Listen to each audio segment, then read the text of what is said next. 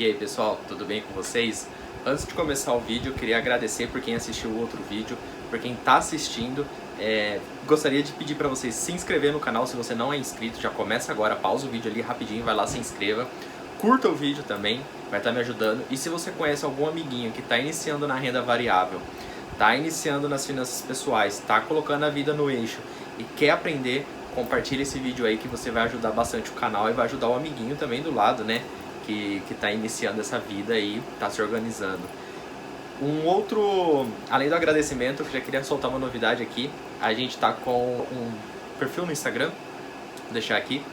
Eu criei um Instagram, estou colocando alguns conteúdos lá legais. Então, se você tem interesse em ver fora do YouTube sobre finanças, corre lá pro Instagram que tá legal, beleza? Hoje a gente vai falar aqui no vídeo, já passando rapidão, né? A gente vai estar falando sobre o Dividend Yield. Ele é um indicador na hora de realizar a análise de um fundo imobiliário. Assim como o PVP, ele deve ser visto em conjunto. Na hora de analisar um fundo imobiliário, você vai olhar tudo. Você nunca vai olhar um indicador só ou uma questão só do fundo na hora de decidir se você vai comprar ou não ele. E eu vou estar falando sobre ele nesse vídeo. Então depois da vinheta aí, a gente vai falar sobre Dividend Yield. Valeu!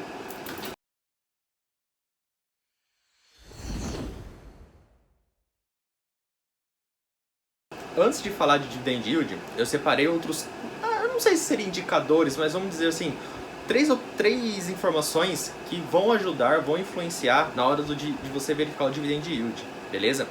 Um é o PVP, a gente já falou sobre ele no último vídeo, tá? Então se você quiser saber sobre o PVP, você caiu agora aqui nesse canal, nesse vídeo, vai lá, pesquisa sobre o PVP, que eu estou explicando como ele é importante, tá? Então, um é ele, eu não vou falar muito dele, porque já falei. O outro seria o preço médio e o rendimento. Qual é a relação desses três? Basicamente, o PVP, ele fala se um fundo imobiliário está sendo negociado acima do valor patrimonial ou abaixo. Mais informações, igual eu falei, lá no vídeo que eu postei por último, beleza? Agora, falando sobre o preço médio. O preço médio, imagina que você comprou cotas no decorrer de um ano. Você comprou uma cota por mês. Então, no final do ano, você chegou com 12 cotas. Qual foi o valor gasto para comprar cada cota? Então, você vai pegar qual foi o valor gasto e dividir pela quantidade de cotas que você tem. Nesse cálculo, você vai descobrir qual é o seu preço médio. O rendimento nada mais é a quantidade, o valor que o fundo imobiliário ele te dá por mês. Então, se você comprou um fundo imobiliário que ele te dá 50 centavos de rendimento por mês, esse é o rendimento básico esse, né? Esse foi fácil. Preço médio também. Eu vou deixar o cálculo do preço médio aqui também, vou deixar atrás, né? Aqui, e para vocês entenderem e visualizarem melhor, mas também é fácil. Então, preço médio é isso e rendimento é isso. E a gente vai partir agora para o Dividend Yield. Eu vou olhar para o lado aqui para ver a minha cola, mas eu já volto. Tá, o Dividend Yield é a porcentagem que um fundo imobiliário ele vai te pagar mensalmente ou anualmente.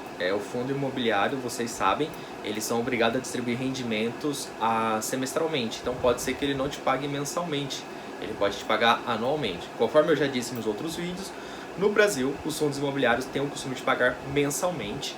Então a gente tem uma média aí do Dividend Yield mensal, mas o legal seria a gente calcular pelo anualizado. Então é o seguinte, a gente tem uma cota que ela paga 50 centavos todos os meses nos últimos 12 meses. Seu preço médio nessa cota é R$100. Então se você fizer o cálculo, você vai descobrir que esse fundo imobiliário está te pagando 0,5% ao mês. Se você multiplicar por 12, você descobre que o fundo imobiliário está pagando 6% ao ano. Tá deixando aqui na calculadora como que eu fiz o cálculo para você descobrir, mas basicamente eu peguei os 50 centavos, que é o valor do rendimento, eu dividi pelo preço da cota por R$100.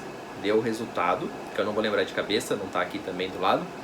Deu um resultado. Esse resultado eu multipliquei por 100%. Sempre é multiplicado por 100%.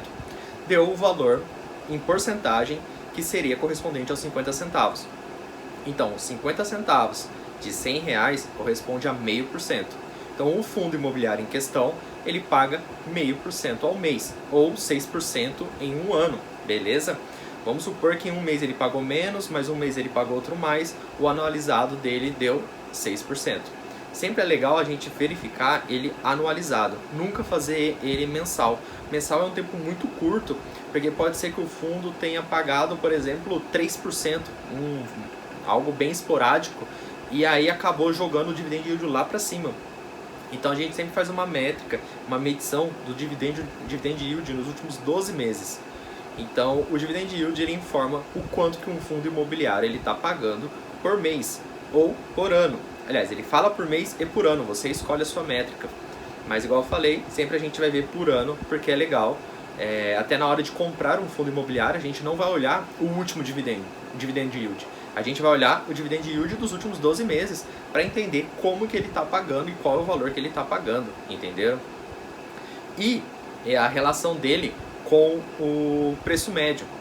Um fundo imobiliário, independente do valor que você comprou, se você comprou uma cota a 100 ou a 110, o rendimento dele é o mesmo. Ele vai distribuir 50 centavos. Então, se você tem um fundo imobiliário com um preço médio a R$100 e eu tenho o mesmo fundo imobiliário a um preço médio de R$150, você vai receber 50 centavos por cota e eu vou receber 50 centavos por cota. Adriano, beleza. Cada um comprou em um momento diferente, cada um tem um preço médio diferente. Só que a gente está recebendo o mesmo valor.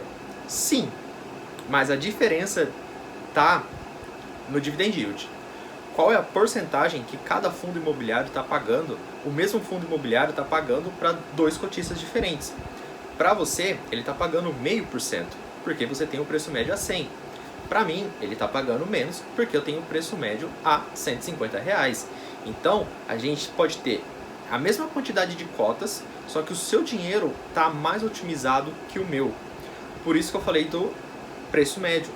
Conforme o seu preço médio for mais baixo, e o fundo imobiliário paga, vamos supor, o fundo imobiliário sempre paga 50 centavos. Quanto menor for o seu preço médio, maior será o seu retorno sobre o capital investido. Enquanto o meu, maior for o meu preço médio, menor é o meu dividend yield, beleza? Apesar de eu receber os mesmos 50 centavos, você está fazendo a mesma coisa, você está obtendo o mesmo rendimento que eu estou obtendo, considerando que a gente tem a mesma quantidade de cotas, só com preços médios diferentes. Então você está tendo o mesmo resultado, gastando muito menos. Então você otimizou o seu dinheiro. Não quer dizer que se você está comprando um fundo imobiliário muito mais barato ou não, essa questão do preço, como que eu posso dizer? Não quer dizer que um esteja certo ou o outro errado. A gente apenas comprou em momentos diferentes. Eu, por exemplo, tenho um fundo imobiliário. Ele é um queridinho meu, foi o primeiro fundo que eu analisei, eu já falei aqui, é o KNRI. Eu tô deixando aqui um post, uma foto dele de novo no Mundo FI, onde fala o dividend yield dele. E ele está pagando 0,64 centavos por mês.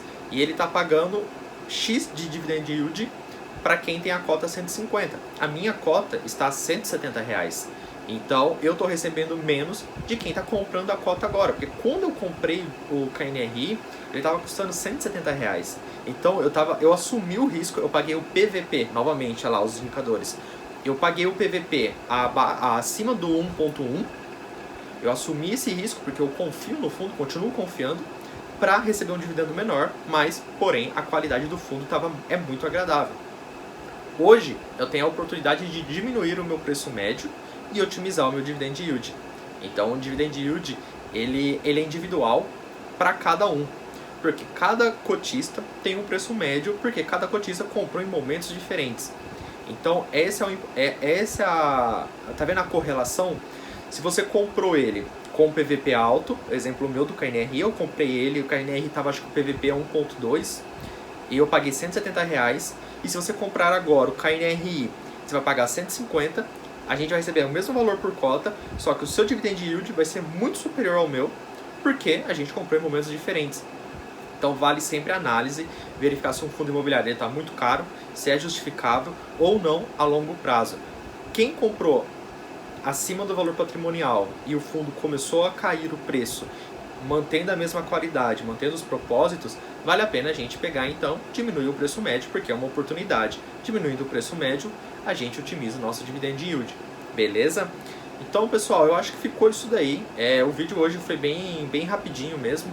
Não, deu os 10 minutos de sempre, mas eu acho que ficou muito bem explicado sobre o Dividend Yield. A sua carteira, você pode fazer a medição, aliás, você deve fazer a medição por fundo imobiliário, e a sua carteira deve ter um Dividend Yield anualizado aí.